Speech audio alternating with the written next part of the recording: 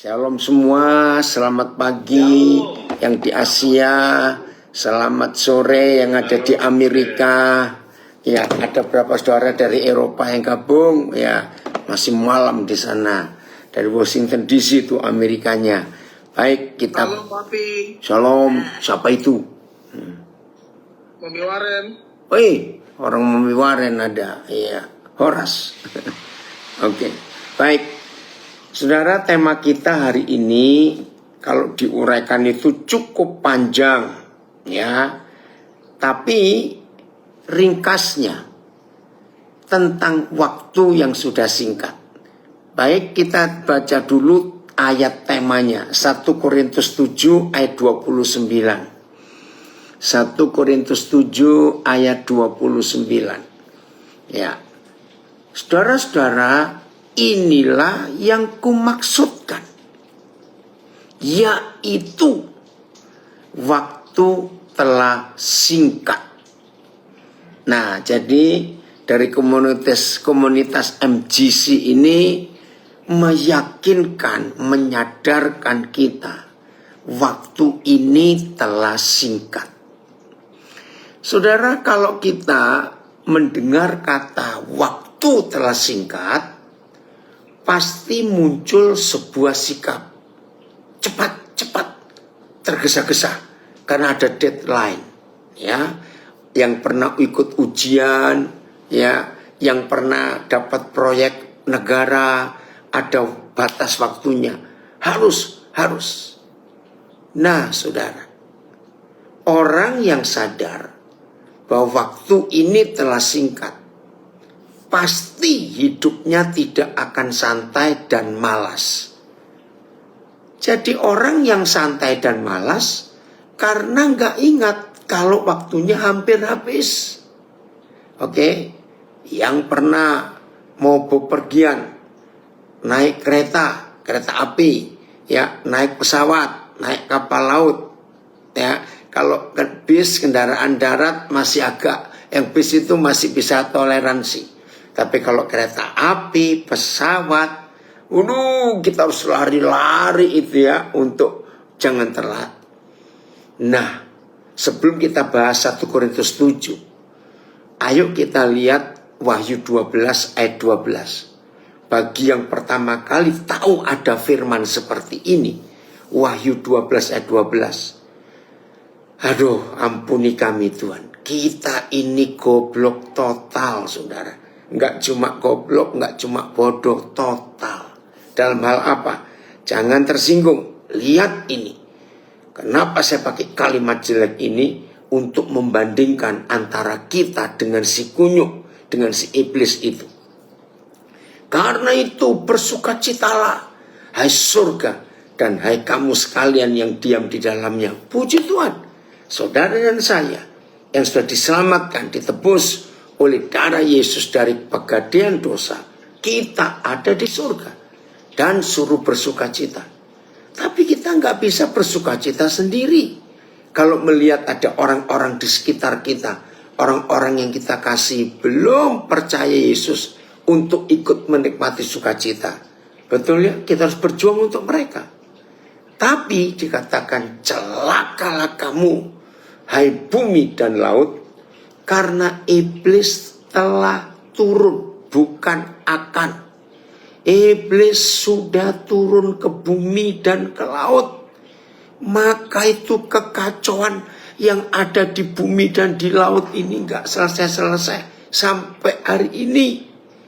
Tidak ada hari di bumi ini dan di laut ini tanpa malapetaka setiap hari. Karena ini iblis telah turun, bukan akan. Turunnya bagaimana? Dia atau mereka masuk ke bumi dan ke laut sambil mengacak-ngacak, mengaduk-aduk, membuat kekacauan. Itu dalam geramnya.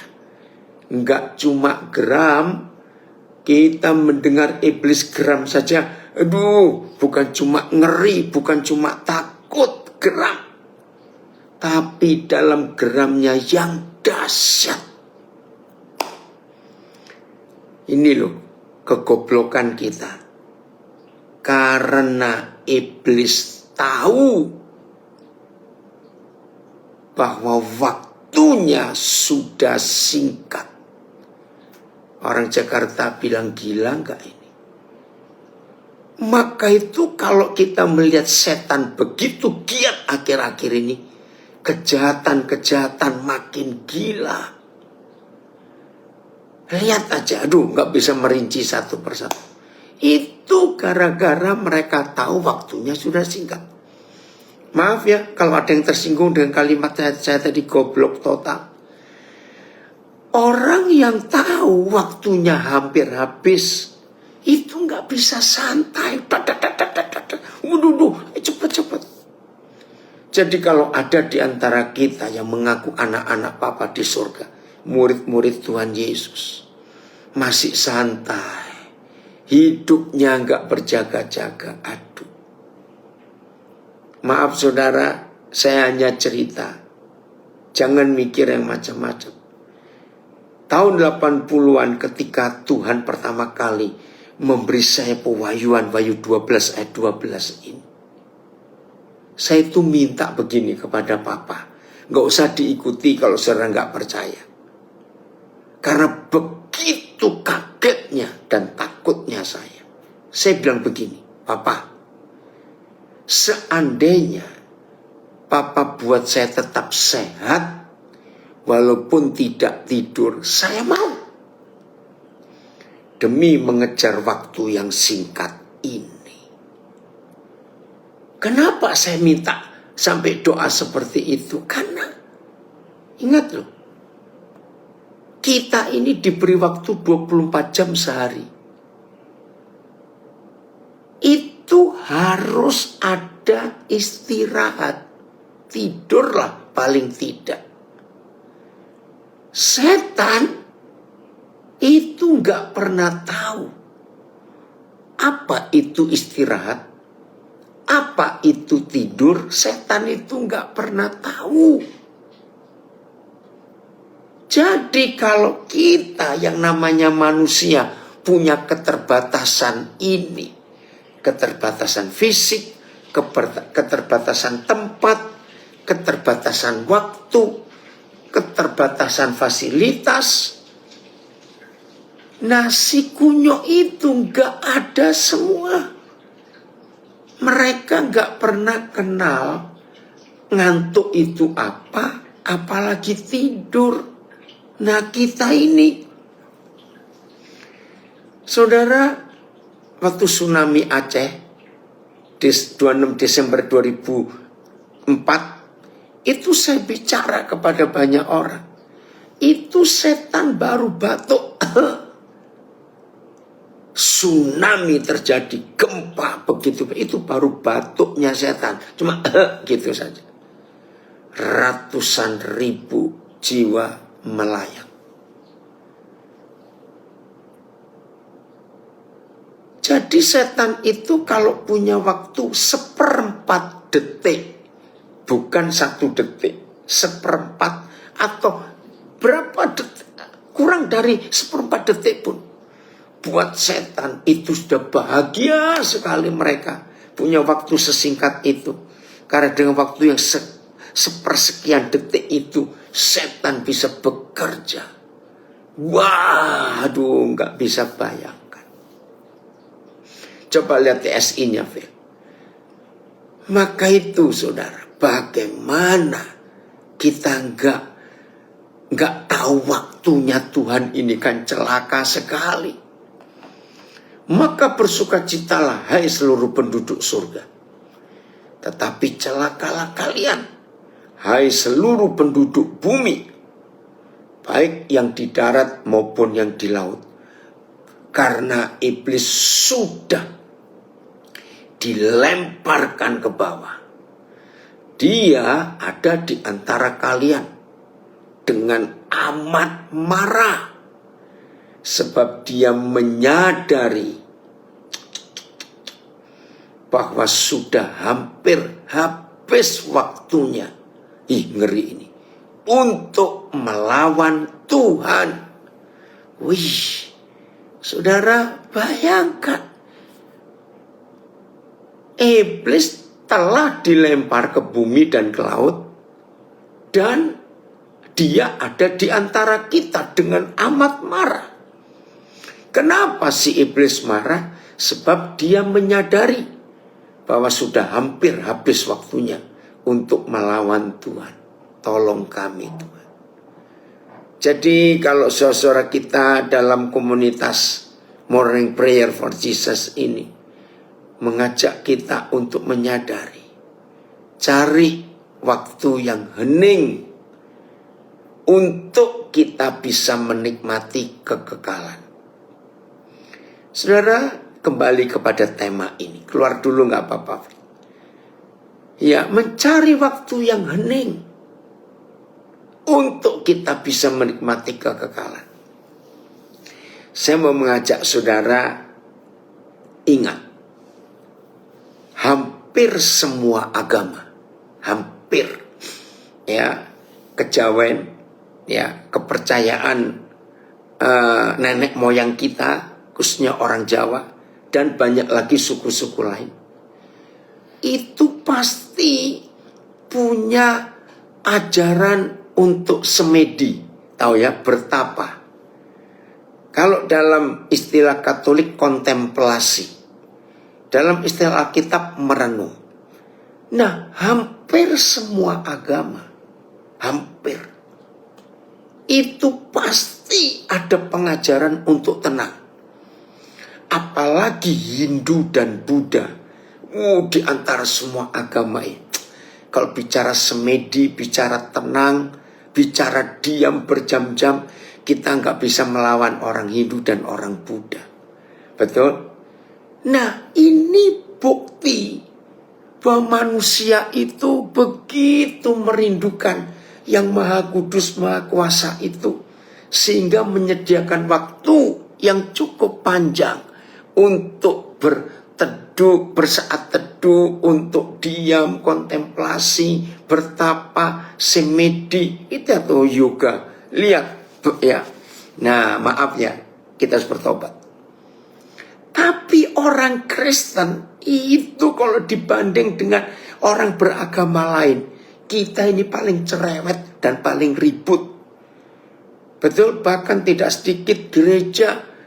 Aduh, ya maka itu jangan doa-doa terus ya Feba. Ingat gak Mbak, Papa ngomong itu di korat. Maka itu saudara, Tuhan itu hampir gak pernah punya waktu untuk bicara kepada kita. Karena kalau kita diajak berdoa, entah doa pribadi, entah doa kelompok, kita ini lebih banyak ngomongnya daripada Tuhan yang ngomong. Betul, panjang-panjang kalau doa. Nah ini loh bedanya kita dengan yang lain. Justru mereka itu kalau doa lebih banyak diam, merenung, semedi, tapa. Kita ini paling cerewet kalau berdoa. Maka itu Tuhan gak punya waktu. Jadi tema kita hari ini di komunitas MCC, keheningan waktu. Oke ya, nanti kalau sempat kita bahas ada berapa ayat yang kita bisa temukan. Jadi lebih baik banyak diam kita, biar Tuhan yang banyak bicara. Itu jauh lebih berharga. Oke, sekarang kita tahu bagaimana perbedaan kita, murid-murid Tuhan Yesus, anak-anak Papa di surga, dengan si setan. Ternyata mereka lebih tahu waktu daripada kita. Maka itu hidup kita ribut melulu. Sibuk uang, sibuk mobil, sibuk ini. Ayo, kita bertobat hari ini. Supaya kita betul-betul bisa menikmati keheningan itu. Nah, kita kembali ke ayat tema. 1 Korintus 7:29. Saya mau baca lengkap. Ternyata salah satu hal yang sangat penting, kegagalan kita untuk mengerti waktu Tuhan, justru ada di masalah seks. Ya, ini loh, lihat ayat ini. Saudara-saudara, inilah yang kumaksudkan, yaitu waktu telah singkat. Lalu ada apa? Harus bagaimana kalau waktu ini sudah singkat? Karena itu, dalam waktu yang masih sisa ini, sisanya berapa lama, masing-masing kita tidak ada yang tahu. Apa yang diurus pertama kali kalau saudara dan saya tahu dan diberitahu waktu ini sudah singkat, ini yang luar biasa. Karena itu dalam waktu yang masih sisa ini, orang-orang yang beristri harus berlaku seolah-olah mereka tidak beristri. Pertama kali Papa menjabarkan, mewahyukan ayat ini kepada saya, waktu itu saya belum menikah, jauh sebelum menikah. Ini tahun 80-an, awal malahan. Saya bingung. Jadi maksudnya bagaimana?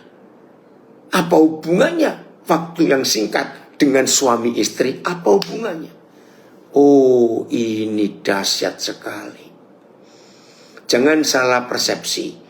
Bukan berarti karena itu dalam waktu yang sisa ini orang-orang yang beristri berlaku seolah tidak beristri. Jangan terus cari lagi. Bukan begitu maksudnya. Dengar baik-baik. Salah satu cara iblis memalingkan kita dari pengertian akan Tuhan, pengenalan kepada Tuhan, itu caranya diganggu masalah seks. Tahu kata distract dalam bahasa Inggris? Ya, track itu jalur, dis itu keluar. Nah, ternyata iblis kurang ngajar betul dan sangat tahu bagaimana cara mereka mengganggu manusia supaya konsentrasi kita terganggu. Muncul masalah seks, percabulan, pornografi, dan sebagainya. Saudara, salah satu penyebab penyelewengan dalam keluarga, maaf, secara fakta, jauh lebih banyak suami yang nyeleweng daripada istri. Ya, itu fakta. Sebab antara pria dan wanita, pria ini yang sangat terganggu hal kecil saja tentang seks. Kalau wanita enggak seperti pria, maaf, ini fakta. Maka itu ayo kita sadar akan hal ini. Ya, ada komen ini. Merenung ini yang hilang dari orang Kristen. Orang Kristen lebih banyak ribut karena konser, ya, lagu-lagu, musik, banyak bicara biar dianggap pintar. Ayo kita bertobat kalau begitu. Makasih Mike untuk komennya itu. Jadi saudara, dalam waktu yang singkat ini, jangan ada yang bodoh di antara kita diganggu masalah seks. Maaf, dalam pelayanan saya, dan saya ingin berbagi kepada rekan-rekan, ke para konselor, pembimbing rohani, gembala-gembala, maaf. Suami yang kena diabetes, maaf ini ya, maka itu perlu dijaga baik. Saudara, masalah seks suami istri akan sangat terganggu. Lah di sini si istri pun harus ditolong kalau suaminya kena diabetes.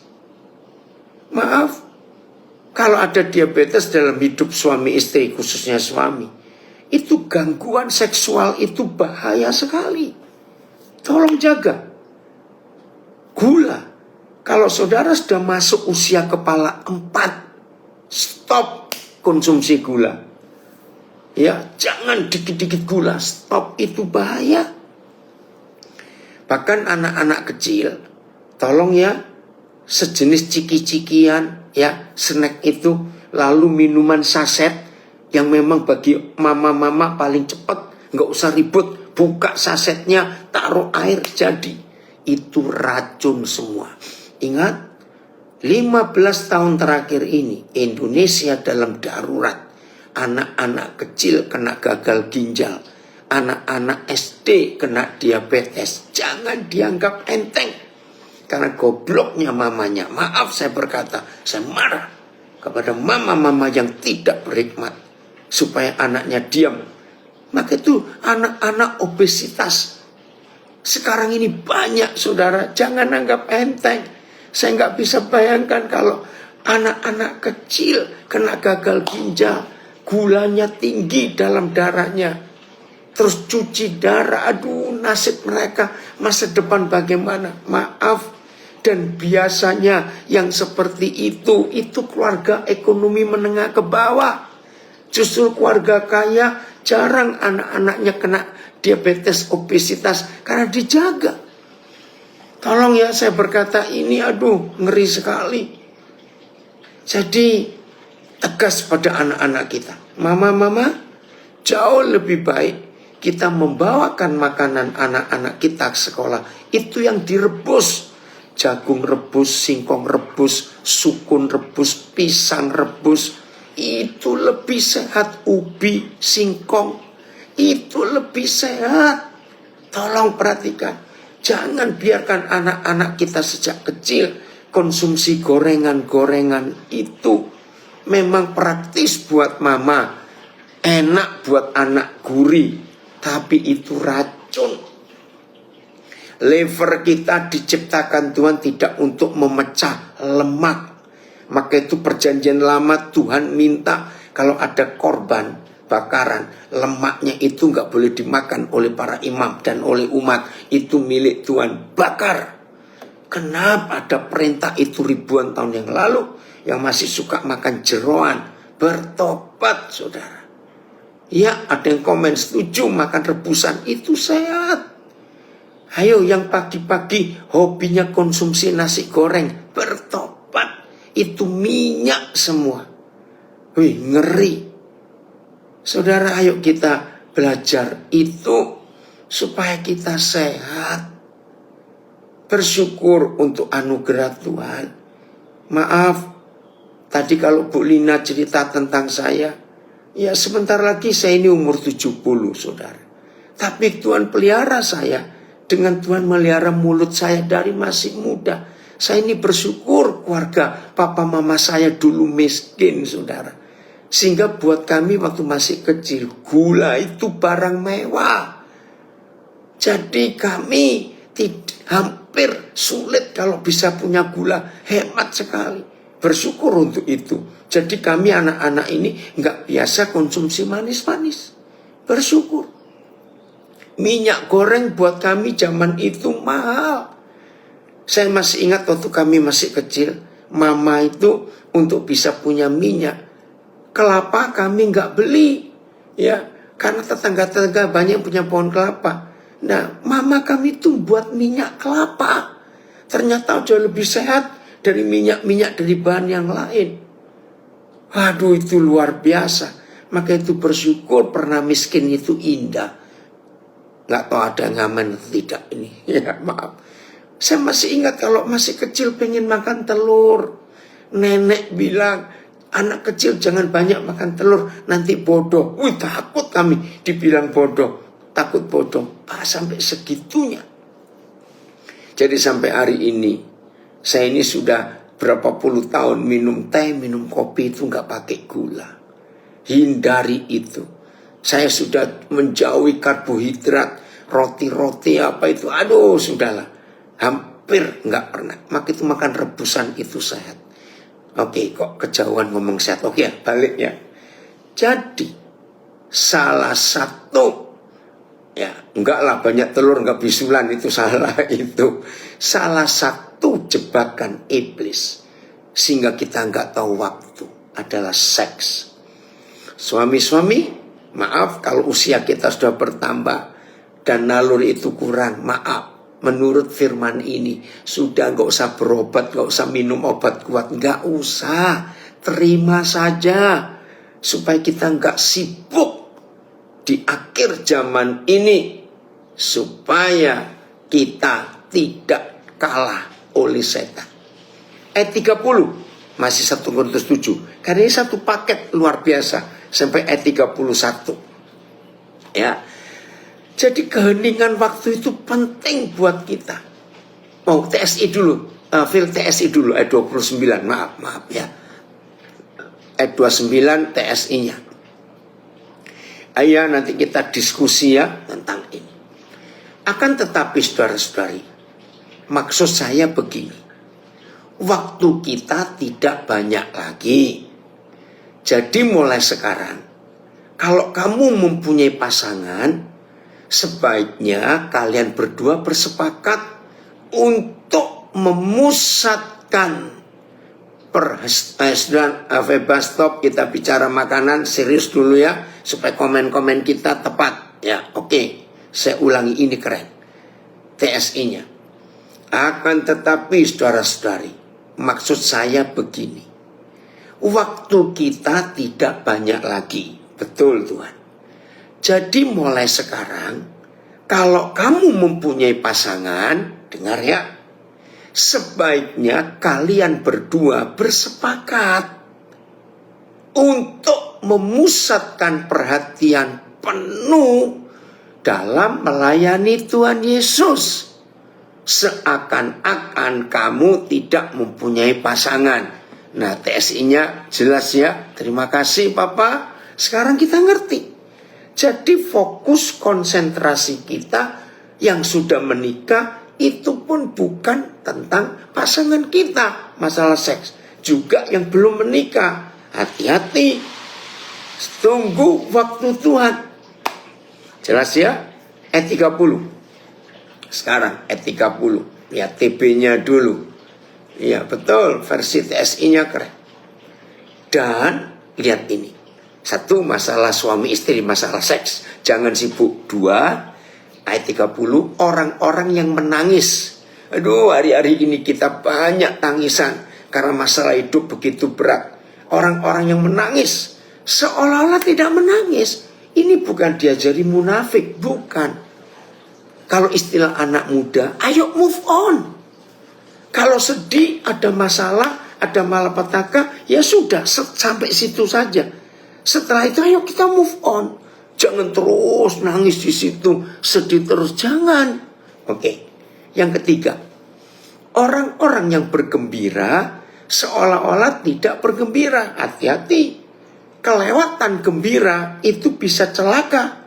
Ya, betul, bisa jatuh kita. Hati-hati. Yang keempat, orang-orang yang membeli seolah-olah tidak memiliki apa yang mereka beli. Ini unik sekali. Artinya saudara dan saya tidak boleh lengket dengan harta, benda, materi yang kita miliki. Jangan lengket. Beli boleh, tapi seolah-olah tidak memiliki. Wah, ini yang luar biasa. TSI-nya untuk ayat 30. Begitu juga kalau kamu bersedih, hiduplah seolah-olah tidak bersedih. Kalau kamu berbahagia, hiduplah seolah-olah tidak berbahagia. Haleluya. Kalau kamu membeli harta dunia, hiduplah seolah-olah tidak mempunyai apa-apa. Ini unik sekali yang Papa ajarkan kepada kita. Nah, semua ini hanya karena waktu sudah singkat. Ayo kita lepaskan semua beban penghalang yang membuat perlombaan iman kita terganggu. Ayat 31. Ya, Paulus sudah kehabisan kata-kata, terus dia ngomong begini, ayat 31. Pendeknya habis sudah. Pendek. Orang-orang yang mempergunakan barang-barang duniawi seolah-olah sama sekali tidak mempergunakannya.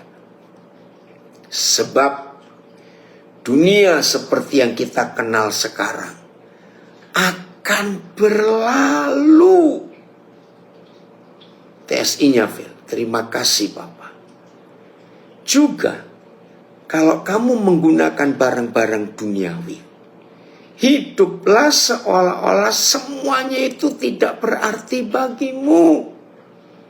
Karena dunia ini akan segera hilang lenyap. Ada hal yang sederhana ya yang saya temukan.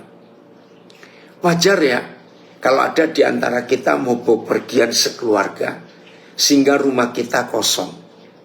Wajar toh? Terus doanya begini, Tuhan kirimkan malaikat untuk menjagai rumah kami. Nah, sebetulnya Tuhan itu juga pusing kalau mendengar doa seperti itu. Itu masih lumayan kalau suruh malaikat. Ada yang doanya gini, Tuhan kami mau pergi, kiranya Tuhan jaga rumah kami. Nah kok enak Tuhan jadi security satpam. Nah ini intermezzo saja. Biasanya orang yang doanya seperti itu, pasti di rumahnya itu banyak berlian, emas, perak. Ini cuma ngomong jangan tersinggung. Wah harta bendanya luar biasa. Tapi kalau di rumah kita 95% barang yang kita pakai itu plastik semua.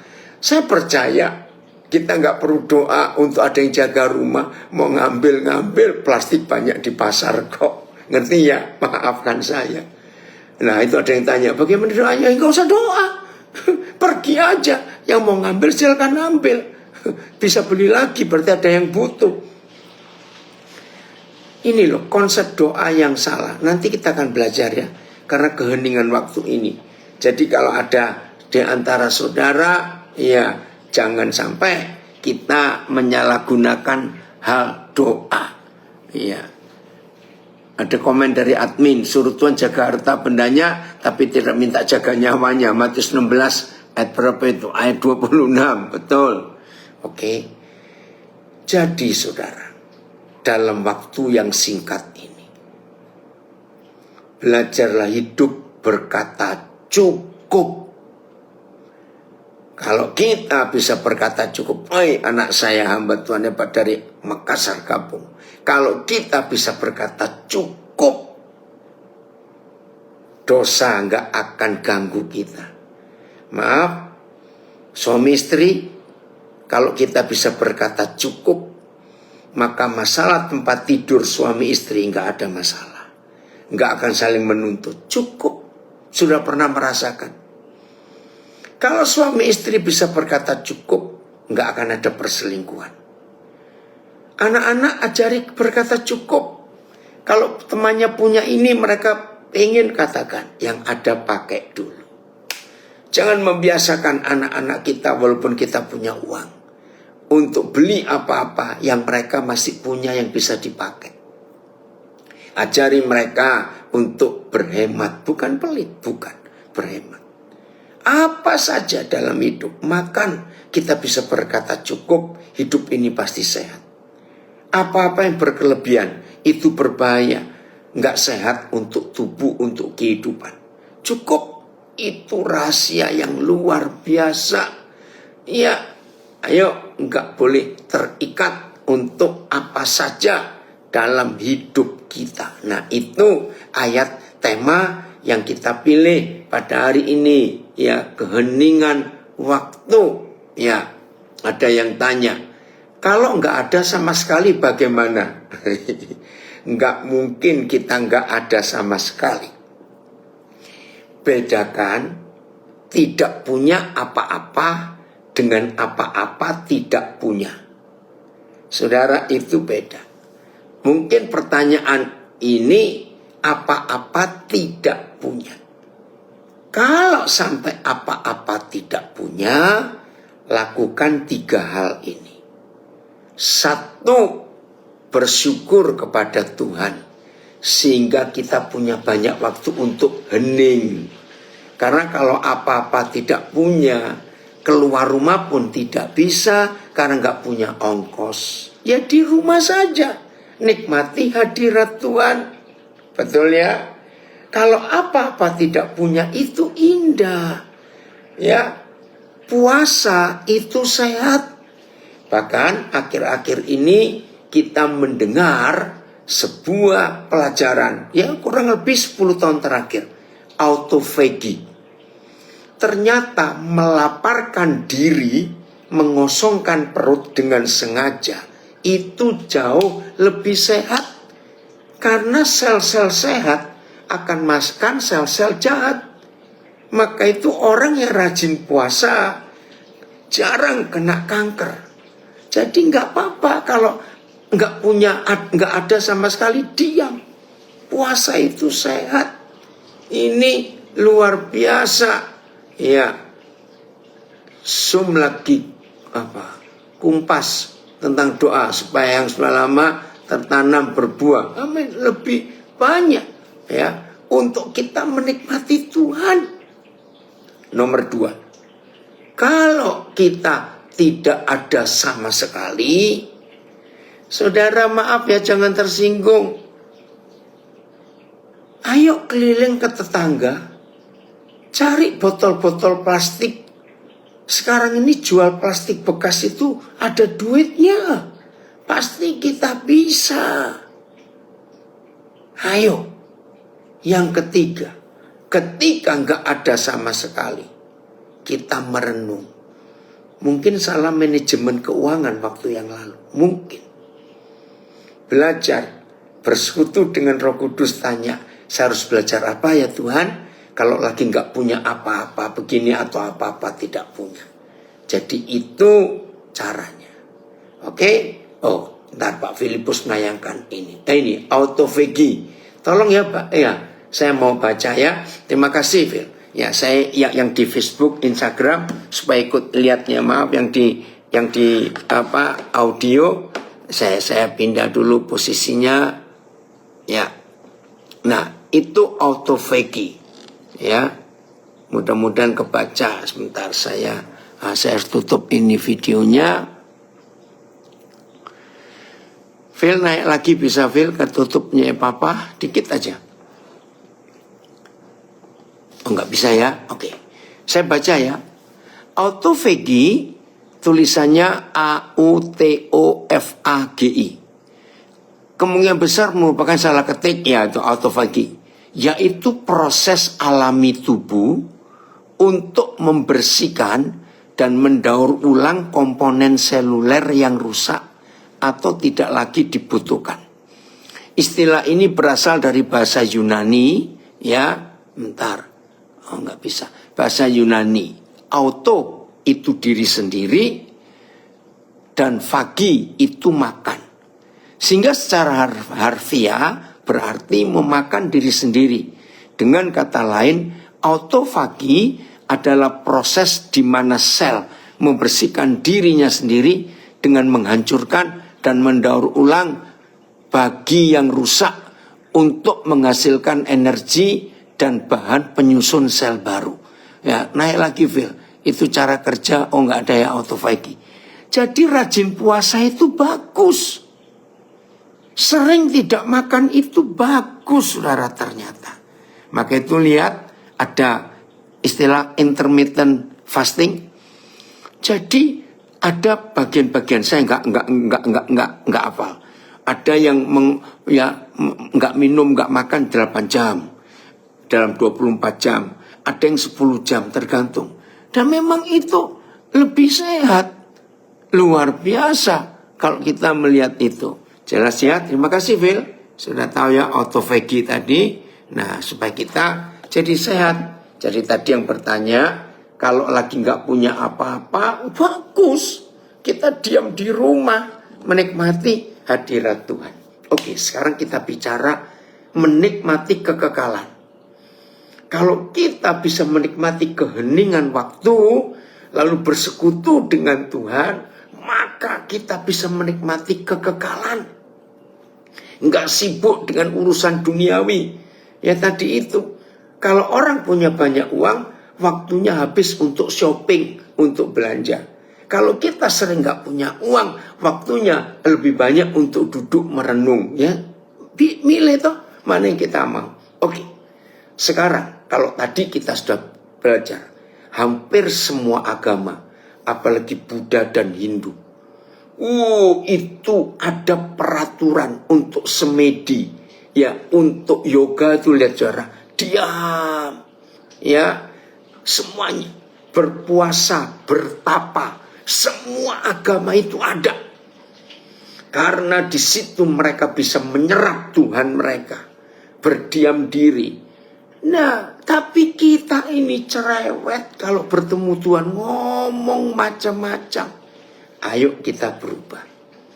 Nah, dari Papa di surga, itu sangat merindukan kita ini mengenal Dia lebih dalam.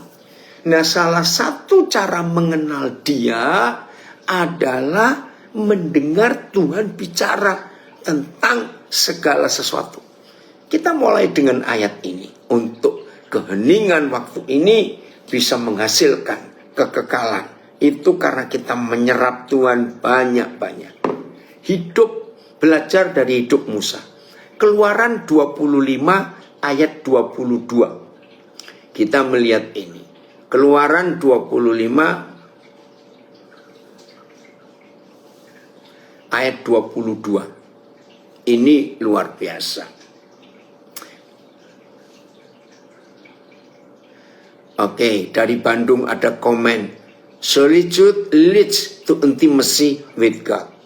Menenangkan diri, menghampakan diri, berfokus kepada Tuhan dalam keintiman. Itu luar biasa. Lihat ini Keluaran 25 ayat 22. Orang Palopo, puji Tuhan.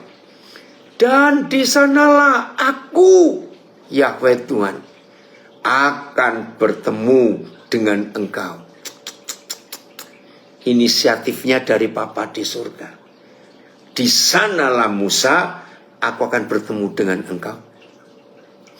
Dan dari atas tutup pendamaian itu, dari antara kedua kerub yang di atas tabut hukum itu, aku akan berbicara dengan engkau.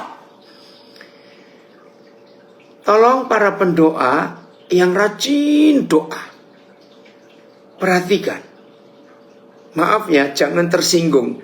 Karena nanti para pendoa akan dibuat kaget. Dan ada yang marah, tapi saya harap tidak.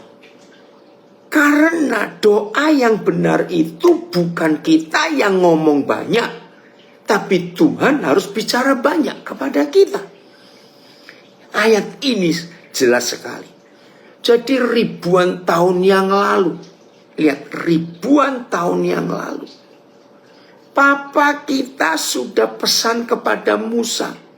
Kalau dihitung dari Musa sampai ke kita sekarang, sudah 3.000 sekian ratus tahun loh, saudara.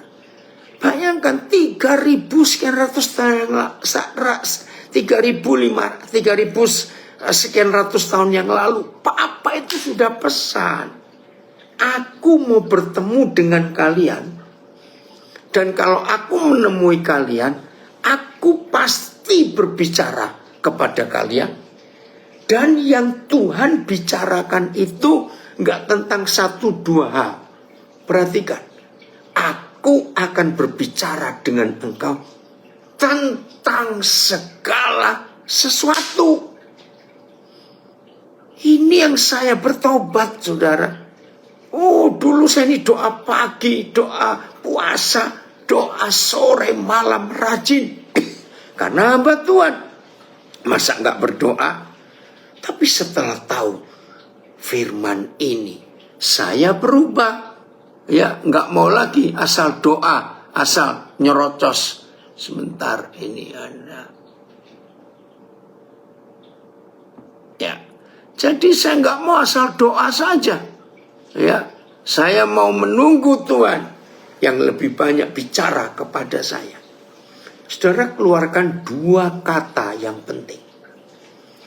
Aku akan bertemu dan aku akan berbicara. Garis bawahi. Ini luar biasa. Jadi kalau kita menghampiri Tuhan, kita mencari Tuhan, menurut firman ini hati Bapa di surga. Dia yang akan menemui kita, lalu dia yang akan banyak bicara kepada kita tentang segala sesuatu. Nah, selama ini gereja mengajar kita berdoa yang panjang. Maka itu ada istilah yang salah di dalam gereja. Banyak berdoa, banyak dapat berkat. Kurang berdoa, kurang dapat berkat. Tidak berdoa, tidak dapat berkat. sedikit berdoa, sedikit dapat berkat. Maka itu tidak sedikit orang Kristen doanya panjang-panjang. Lalu kalau kita pakai yang Tuhan Yesus ajarkan, hei, kalau kamu berdoa, jangan seperti orang-orang Farisi ahli Taurat itu ya. Mereka itu kalau doa panjang-panjang dan diulang-ulang. Maaf ya para pendoa, jangan marah. Tapi kita harus berubah. Kalau ada yang tersinggung, saya hargai, itu hak saudara. Tapi jangan keluar dulu ya. Tetap ikut belajar sampai selesai. Kalau saudara tersinggung, para pendoa mendengar ini, rugi besar. Saudara nggak ngerti hati Tuhan seperti apa, maaf. Saya sampai pakai stopwatch, ya timer, untuk tahu, ya supaya saya itu ngitung. Nah, saya ingin yang mau tahu juga silakan belajar. Berapa menit maksimal saya kalau berdoa itu nggak terulang. Ya ngerti ya, karena saya ingin tahu dari Tuhan Yesus. Hei, kalau kamu berdoa jangan diulang-ulang kata-katamu. Itu kalimatnya gini loh, seperti aku orang bodoh aja kamu anggap, sehingga kamu ulang-ulang terus. Mungkin kamu anggap aku ini pikun, lupa, sehingga kamu ulang-ulang permintaanmu. Itu maksud Tuhan Yesus. Saudara, ini saya tidak tahu masing-masing saudara. Maksimal itu 5 menit. Saya doa dan gak terulang. Menit berikut saudara bingung mau ngomong apa lagi. Maka itu karena konsep pengajaran gereja yang salah. Kemarin ini saya negur seseorang, ya, wali kota New York ternyata orang Islam. Terus ada yang bilang kirim pendoa. Saya tegur, loh, wali kota begitu kok kirim pendoa? Terus pendoanya suruh apa? Salah besar. Bukan kirim pendoa, kirim penuai yang betul. Karena itu kesempatan untuk menuai jiwa-jiwa. Kok kirim pendoa? Bertobat itu. Nah ini loh, karena doanya orang Kristen itu isinya cuma 3. Tolong, kalau yang setuju senyum saja, nggak usah komen. Doa orang Kristen kepada Tuhan isinya cuma 3. 1, lapor. 2, minta. 3, menyuruh. Betul? Jadi itu doanya orang Kristen. Minta, nyuruh, lapor, nyuruh, minta. Itu doa kita. Maka itu, maaf ya, tidak sedikit gembala yang berkata begini. Ketika ada jemaat yang punya masalah, atau tetangga, atau siapa saja punya masalah, datang ke kita, murid-murid Yesus, cerita masalahnya. Saudara, pasti kalimat yang keluar dari mulut kita, mari kita berdoa. Ternyata salah.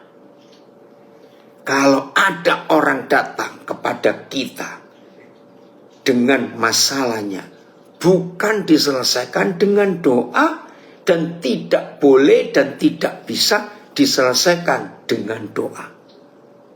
Karena kalau ada orang datang kepada kita minta solusi, minta jalan keluar, minta pertolongan, lalu kita berdoa, itu artinya supaya Tuhan yang nolong orang itu. Nah terus kita ngapain?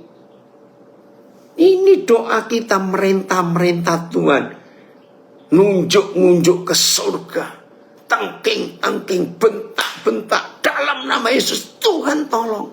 Salah. Jadi kalau ada orang datang punya masalah, minta jalan keluar, kita berdoa minta hikmat, bukan berdoa supaya Tuhan tolong.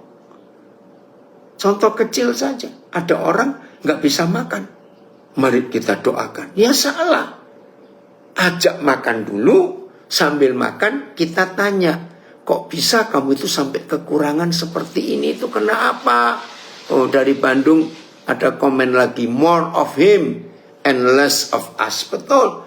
Biar dari Dia yang banyak, kita kurang saja. Puji Tuhan. Jadi kita minta hikmat bagaimana jalan keluarnya. Sambil makan, kita tanya, gimana sih manajemen keuanganmu? Kalau kamu itu punya uang, caramu belanja bagaimana? Nah, tambahkan di Filipi 4 ayat 19. Tuhanku akan mencukupkan segala keperluanmu. Tuhan tidak akan memenuhi semua keinginan kita. Bedakan keperluan dan keinginan. Menurut kekayaannya di dalam Kristus Yesus. Itu Filipi 4:19 itu luar biasa. Jadi saudara, kalau ada orang datang cari Tuhan lewat kita, karena masalah hidup bukan didoakan, lalu kita ngapain? Oke, kita lihat ayatnya. Amsal 3 ayat 27-28. Ini keren sekali ya, Amsal 3. Jadi apa-apa nggak harus didoakan, kita harus menyelesaikan, karena Bapa akan menemui kita dan Dia pasti berbicara kepada kita tentang segala sesuatu. Saya bacakan dengan terjemahan yang tepat karena ada satu kata yang mengganjal ya. Amsal 3:27.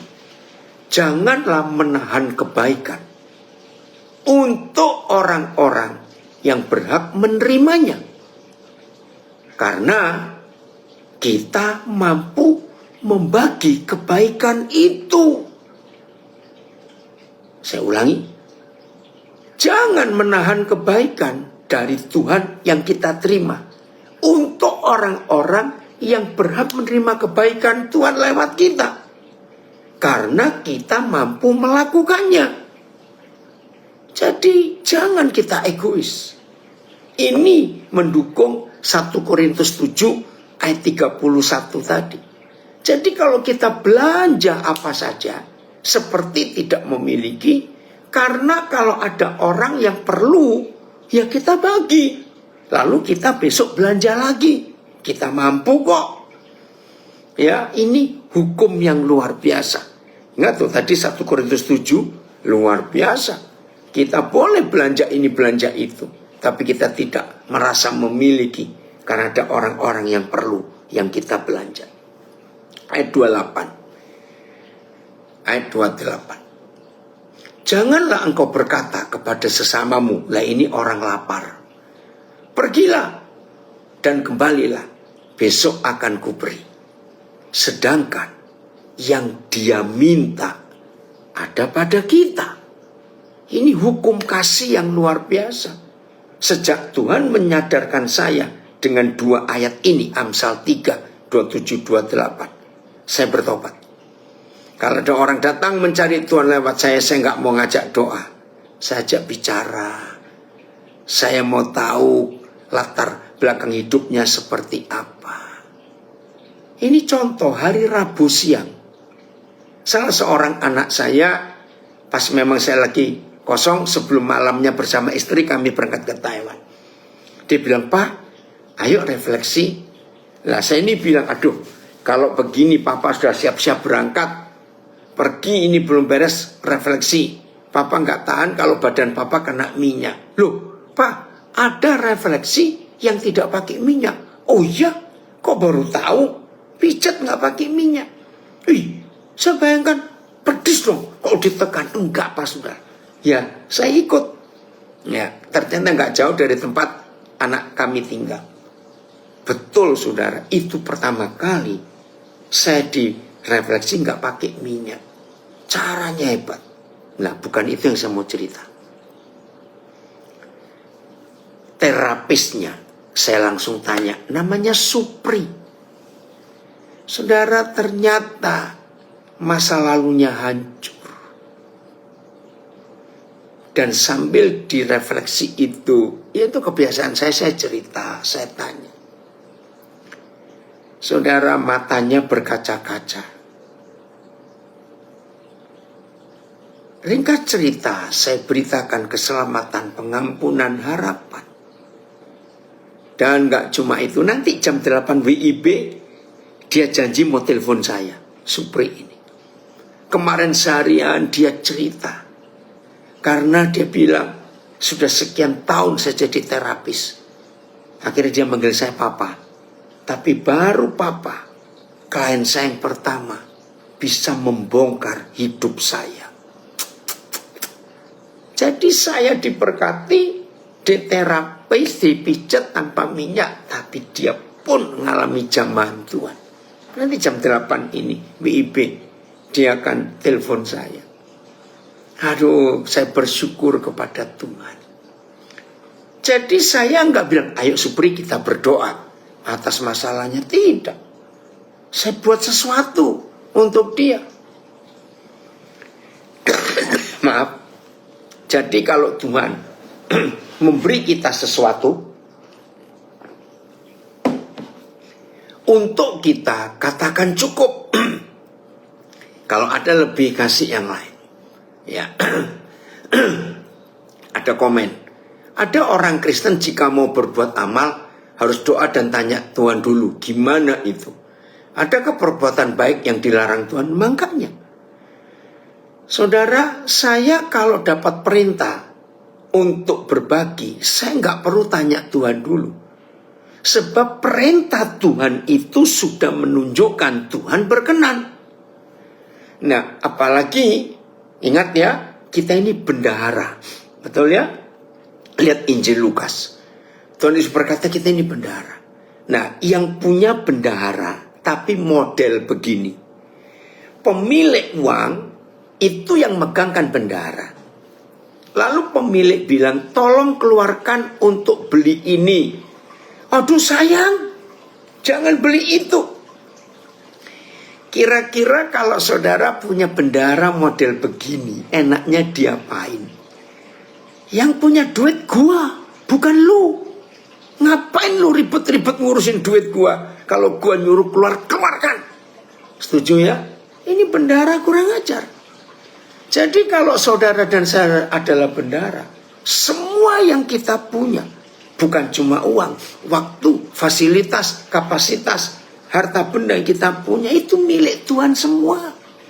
Jadi kalau yang punya bilang, hei bendahara, keluarkan, dia keluarkan, gak usah doa lagi. Serius ya? Nah, ini loh firman Tuhan. Ayo, kita melakukan ini.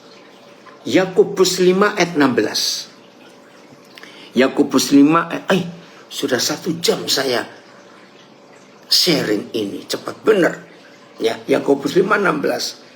Banyak gereja salah menggunakan, mengaplikasikan Yakobus 5:16. Saya baca lengkap dulu. Karena itu hendaklah kamu saling mengaku dosamu dan saling mendoakan supaya kamu sembuh. Yang betul begini ya. Karena itu hendaklah kamu saling mengaku dosamu dan saling mendoakan supaya kamu benar. Doa orang yang benar, bila dengan yakin didoakan, sangat besar kuasanya. Ini loh saudara, doa orang benar. Maaf, ada 2 kesalahan fatal dari gereja Tuhan tentang ayat ini. Kesalahan yang pertama, tidak pernah membongkar dan menemukan apa syaratnya dan apa definisinya supaya kita benar. Nah, ini yang nggak pernah dibuka karena ada terjemahan yang salah. Karena itu hendaklah kamu saling mengaku dosamu dan saling mendoakan supaya kamu sembuh. Nah, terjemahan sembuh ini yang salah, harusnya benar. Tapi kalau saudara mau pakai kata sembuh, tidak apa-apa. Tapi kalimat berikut begini. Sebab doa orang yang sembuh, bila dengan yakin didoakan, sangat besar kuasanya. Kata sembuh dengan benar, kalau cuma dilihat sepintas memang gak ada sambungannya. Tapi ini sambung. Sembuh itu artinya pulih, sehat kembali. Nah, orang benar itu artinya dipulihkan.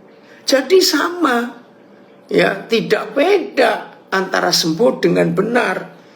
Tapi ya udah, saya lebih suka pakai orang benar. Karena itu hendaklah kamu saling mengaku dosamu dan saling mendoakan supaya kamu benar.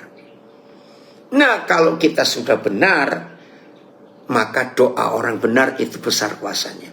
Nah, kesalahan yang kedua ini ya bagi para pengkhotbah salah. Minta didoakan oleh hamba Tuhan yang penuh urapan. Saya dulu nggak ngerti, lu kenapa sih? Masa Tuhan pakai perantara? Sudah Tuhan Yesus cukup jadi perantara. Ngapain cari perantara lagi? Mau itu kalau ada hamba Tuhan yang penuh urapan, nubuatannya tepat, wih, orang datang doakan kami. Terus bahkan ada yang titip doa. Saudara, ternyata kalimat ini yang diterjemahkan salah. Doa orang yang benar dalam kesalahan fatal kedua itu dianggap pendeta-pendeta, hamba-hamba Tuhan yang punya kuasa, punya urapan, jemaatnya banyak yang buat kesembuhan. Salah. Orang benar itu bukan hanya pendeta-pendeta, hamba-hamba Tuhan itu tidak. Saudara dan saya pun orang yang benar. Karena kita dibenarkan. Roma 6:22. Semua kita ini sudah jadi orang benar karena dibenarkan oleh Tuhan Yesus. Maka itu harus kita tahu. Jadi orang benar itu bukan cuma para pendeta. Wih, ada gembala hebat dari Cinango hadir. Berubah ya mulai hari ini. Nah, menurut Yakobus, oke. Ya, makasih. Tapi sekarang setelah kamu dimerdekakan dari dosa dan setelah kamu menjadi hamba Tuhan, kamu beroleh buah yang membawa kamu kepada pengudusan dan sebagai kesudahannya ialah hidup yang kekal. Ya sudah, kita ini hamba-hamba Tuhan karena dikuduskan, dimerdekakan. Terima kasih. Jadi hamba Tuhan itu gak harus yang lulusan sekolah Alkitab atau lulusan sekolah teologi. Tidak. Setelah saudara dan saya dibenarkan, otomatis kita juga adalah hamba Tuhan. Lihat TSI-nya, Phil. Ya, Roma 6 ayat 22. Ya, ada yang komen just tip. Jadi pendeta jangan dijadi just tip-nya Tuhan, titip doa ke surga, tidak. Tetapi sekarang kamu sudah dibebaskan dari kuasa dosa supaya kamu menjadi hamba Tuhan. Kamu hidup sebagai orang yang sudah disucikan dan kamu pasti menerima hidup kekal. Ya sudah. Oke ya. Kembali ke Yakobus 5:16. Ternyata untuk bisa menjadi benar dan orang benar, supaya kalau doa dengan yakin itu kuasanya besar, yaitu kalau saudara dan saya melakukan dua hal. Di kalimat pertama Yakobus 5 ayat 16. Karena itu hendaklah kamu saling mengaku dosamu dan saling mendoakan. Ayo kita bongkar ayat ini. Ternyata untuk menjadi benar itu cuma melakukan dua hal. Saling mengaku dosa, lalu setelah itu saling mendoakan. Nah, ini masalahnya. Ternyata kita ini jauh lebih mudah mengaku dosa ke Tuhan daripada ke saudara kita. Banyak yang tanya, ya kenapa begitu? Gampang jawabannya. Tuhan itu mulutnya gak ember kayak mulut kita. Bayangkan kalau ada saudara kita ngaku dosa ke kita, langsung cetak koran, bertobat. Nah, ini yang setan buat, sehingga Tuhan tidak berkuasa atas hidup kita. Nah, ini yang saya pakai. Jadi kalau ada orang yang sedang gengsi, betul ya, tapi harus loh ini. Nah, ya. Jadi kalau ada orang datang punya masalah kepada kita, saya gunakan Yakobus 5:16. Ayo duduk, kita cerita. Kenapa masalahmu? Kenapa? Kayak tadi Pak Johan Untung cerita tentang masalahnya, kesulitan tentang keyboardnya. Jadi kalau ada orang datang kepada saya akan cerita dulu masalah saya. Saya ini baru kena masalah loh. Ya saya ngaku kekurangan saya ngaku kesalahan saya ngaku. Nah, ternyata di situ kita melihat betapa Tuhan itu luar biasa. Lalu kita tanya orang itu, masalahmu apa? Nah, ini kasus yang paling gampang ya. Ada satu keluarga mau cerai. Lalu biasanya pendoa bilang, ayo kita tangking roh perceraian dari keluarga A itu. Wah, dalam nama Yesus, ayo setan perceraian pergi. Bukan begitu. Kita juga gak doa, Tuhan lembutkan hati suaminya Tuhan, supaya dia gak keras, sehingga dia gak ceraikan istrinya. Tuhan jamah hati istrinya Tuhan, supaya dia bertobat. Gak begitu. Menurut Yakobus 5 ayat 16, kalau kita dengar ada keluarga saudara kita mau cerai, kita datang, ajak duduk, bacakan dulu suami itu apa, istri itu apa, suami itu siapa, istri siapa, kan banyak ayat di Alkitab. Nah, peranan suami bagaimana, peranan istri bagaimana. Setelah kita jelaskan, lalu kita tanya, jadi yang kalian langgar yang mana? Kok sampai ingin cerai? Mau nggak dipulihkan kembali? Ya, mau nggak? Ayo. Nah, setelah ngaku semua, kita juga harus ngaku. Ya, saya biasanya kalau konseling keluarga juga begitu. Saya cerita bagaimana masalah keluarga, saya pernah alami masalah apa dengan istri saya cerita. Dan begini cara selesai. Aduh, setelah itu saling mendoakan. Dia mendoakan saya atau mereka, saya pun mendoakan mereka. Itu. Nah, sama ini ada yang komen dari Brisbane. Kalau selingkuh ya karena ada masalah harus kita bereskan. Ya, maaf ya saudara, ini ada yang tanya bagus. Kalau selingkuh, kebanyakan selingkuh begini. Setiap kali ada yang benci, marah karena diselingkuhi. Dengar baik-baik. Entah suami yang selingkuh, entah istri yang selingkuh. Pokoknya selingkuh. Begini konsep yang Tuhan ajarkan. Pernah nggak kita yang diselingkuhi itu bertanya, aku ini kurang apa ya? Kok sampai istriku, suamiku cari yang lain? Aku ini kurang apa? Jadi kalau ada yang selingkuh, yang nggak selingkuh jangan sombong, sok rohani, merasa lebih suci daripada pasangan yang selingkuh. Perselingkuhan suami istri itu dua-dua yang salah, bukan cuma yang selingkuh yang salah, bertobat. Ini fair, ini jujur. Jadi ayo, ya ada yang tanya indulgensia bagaimana? Salah. Tuhan kita nggak perlu bayar kok untuk penebusan dosa, gitu ya. Jadi ngerti ya, selingkuh pun harus begitu. Nah, bertobat kamu yang ada yang bilang kurang ganteng, ya udah ganti aja kepala monyet supaya nggak perlu ganteng. Oke, saudara, kita harus bertobat dalam hal ini untuk tidak asal berdoa saja. Sama, ada yang tanya, sudah selingkuh pakai KDRT lagi, sama. Kekerasan dalam rumah tangga pasti ada pemicunya, ada penyebabnya. Nah, cari pendeta, gembala saudara untuk menangani yang melakukan kekerasan itu. Ya, kalau nggak bisa, ya cari lapor ke polisi. Karena ada undang-undang perkawinan di Indonesia yang melakukan kekerasan, pemukulan fisik harus diproses secara hukum. Jadi ada. Oke, saya kembali lagi. Orang punya hutang, ayo kita doakan. Nggak bisa. Kita datangi orang itu, suruh dia jujur terbuka, ngaku dosa.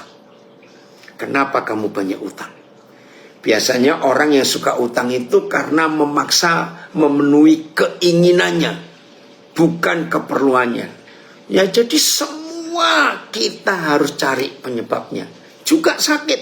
Dulu sebelum saya mengerti Yakobus 5:16, kalau dilapori, tolong doakan orang sakit, saya datang. Langsung tumpang tangan, tangking, roh penyakit keluar, ayo penyakit pergi dalam nama Yesus.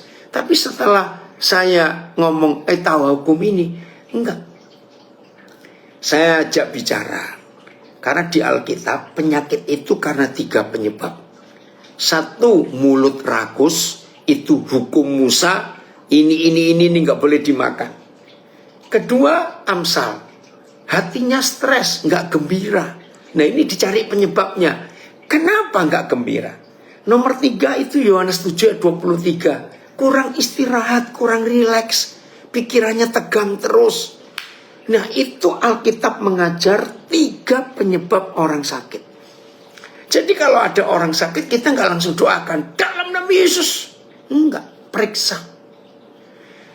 Nah ini loh masalahnya. Yang papa larang itu enak semua. Betul tidak? Nah jadi kalau ada orang sakit, setelah kita pakai Yakobus 5:16 supaya kamu saling mengaku dosa, ya kita harus jujur. Bagaimana? Betul, admin. Yang mulut rakus itu hukum Musa, ya tidak gembira itu Amsal 17 ayat 22, stres itu karena Yohanes 7:23. Ya, nanti bisa dicari lagi. Ini penting sekali. Nah, jadi kalau ada orang datang, mari kita doakan. Ayo kita tolong. Supaya dia benar atau mereka benar, kita pun jadi benar. Karena saling mengaku, saling mendoakan. Itu luar biasa. Keren ya firman Tuhan ini. Maka itu jangan digigit, mari kita doakan. Digigit, mari kita doakan. Kirim pendoa, nggak bisa. Harus beres. Ada apa itu? Nanti saya beri waktu untuk bertanya. Bagian terakhir. Kembali lagi ke Imamat 25 Keluaran 25:22. Belum selesai tadi. Ini yang Papa beritahu kepada kita. Hebat. Ya. Keluaran ya. Dan dari sanalah aku akan bertemu dengan engkau Musa. Dan dari atas tutup pendamaian itu, dari antara kedua kerub yang ada di atas tabut hukum itu, aku akan berbicara dengan engkau tentang segala sesuatu yang akan kuperintahkan kepadamu untuk disampaikan kepada orang Israel. Segala sesuatu. Oke.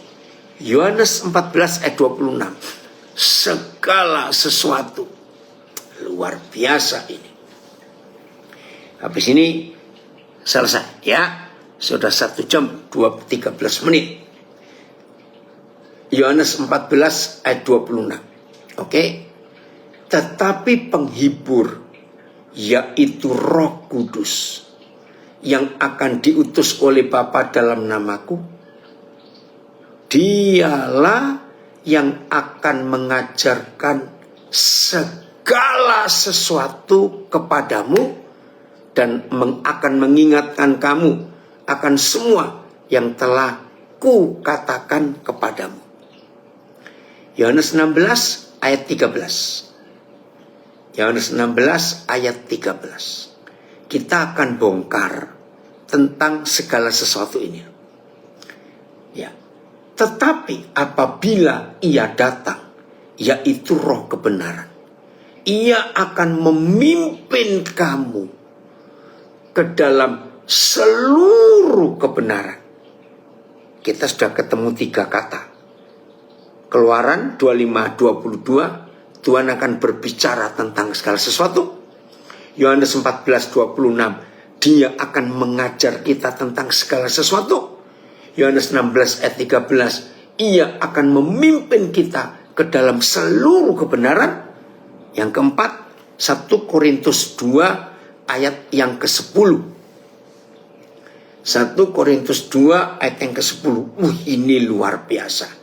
Betul saudara, sejak saya diberi pengertian firman ini, hidup doa saya berubah. Kalau dulu saya banyak ngomong cerewet kepada Tuhan, ya. 1 Korintus 2 ayat 10.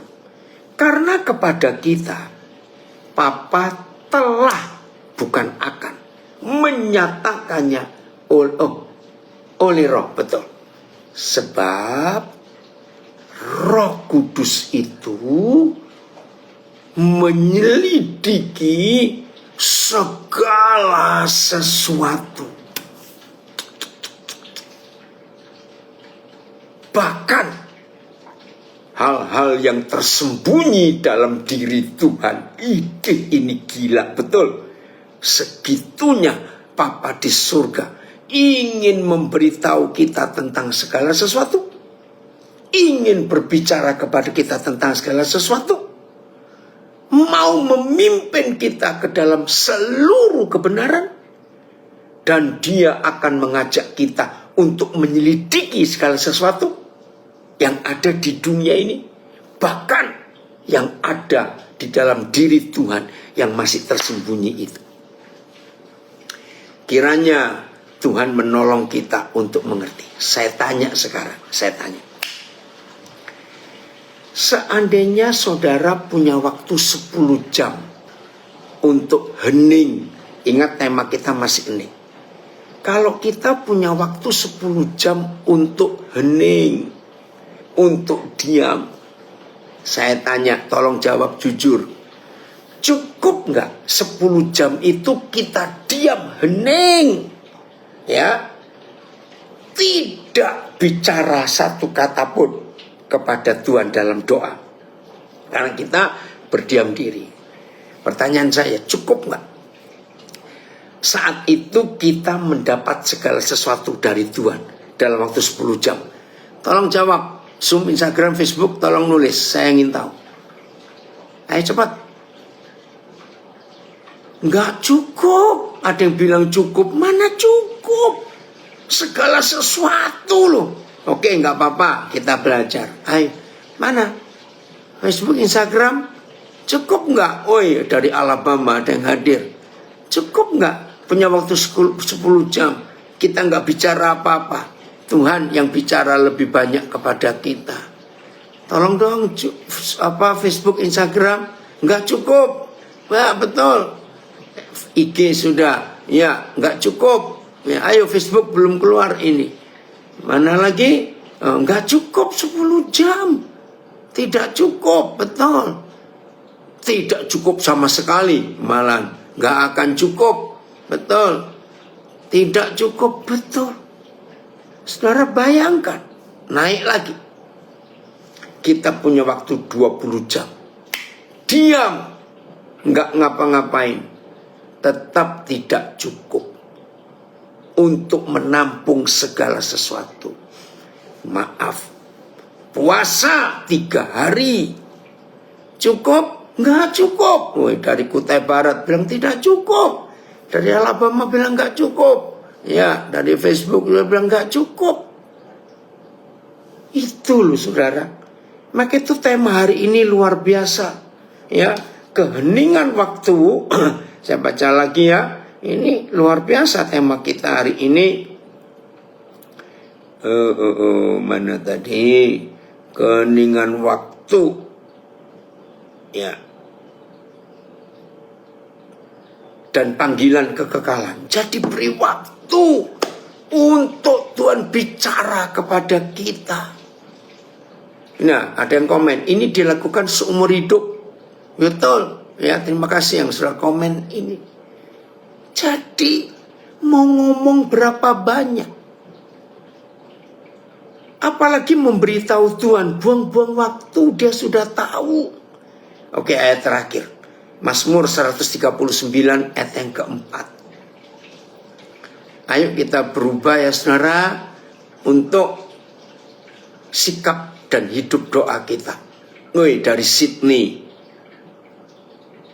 Terima kasih sudah membagikan kebenaran yang memerdekakan. Amin. Betul. Saudara, pengajaran doa dalam gereja itu banyak menjadi belenggu dan jadi beban. Maka itu tadi sebelum mulai ada yang merasa berdosa karena telat 5 menit. Enggak apa-apa, Tuhan enggak akan marah. Telat 1 jam aja enggak marah karena buat Tuhan enggak ada yang terlambat. Betul, dari Sydney. Betul ya, merdeka ya. Dengan pengajaran ini enggak usah terikat waktu. Harus jam 4. Tidak. 139 ayat 4. Jadi enggak ada. 24 jam penuh. Doa itu nafas. Iya. Oke. Sebab sebelum lidahku mengeluarkan perkataan, sesungguhnya semuanya telah kau ketahui. Ya Yahweh. Bayangkan, Kalau orang Jawa bilang durung mangap, Gusti wis ngerti. Belum buka mulut. Belum belum. Tapi apa yang kita mau ngomong Tuhan sudah tahu. Maka itu kita mau ngomong apa? Oh ya, maksudnya untuk menerima semua dari Tuhan tidak cukup 20 jam. Tapi bersama Tuhan itu kita mengalami kecukupan. Betul, terima kasih Bu Ana untuk penjelasannya. Jadi mulai hari ini ayo kita berubah. Jadi kalau ada yang tanya tentang sikap hidup saya, tentang cara saya ngajar, ya ini. Saya itu hampir nggak pernah minta apa-apa kepada Tuhan. Sebab Dia tahu apa yang saya perlukan, nggak usah ngomong. Itu Matius 6 ayat 32. Akan tetapi Bapamu tahu bahwa kamu memerlukan semuanya. Ya sudah, kalau Papa tahu ya kita diam saja. Lebih baik Dia yang memberitahu kita daripada kita memberitahu Dia untuk apa yang Dia sudah tahu. Indah ya kalau begini. Ayo mulai hari ini sikap kita berubah. Lebih banyak kita beri waktu ke Tuhan. Ya, inilah tema kita, keheningan waktu untuk mencapai kekekalan. Terima kasih Bapak. Jadi saya lebih senang diam. Maka itu makin jauh saya terbang, makin lama saya itu makin senang. Ya, karena HP saya mati, nggak ada sinyal. Walaupun terakhir-terakhir ini cukup banyak pesawat yang ada wifi, bisa bayar. Tapi saya tidak pernah gunakan. Karena saya mau diam kok dalam perjalanan itu. Saya terlalu banyak waktu. Ya, HP saya menyita waktu. Woi, Raymond Chowan. Ini anak saya yang hebat ini dari Taipei. Penjual martabak yang terkenal di Taipei. Ya, nantinya ketemu. Nah, jadi lebih banyak kita berikan waktu kepada dia. Oke? Tuhan Yesus memberkati kita semuanya.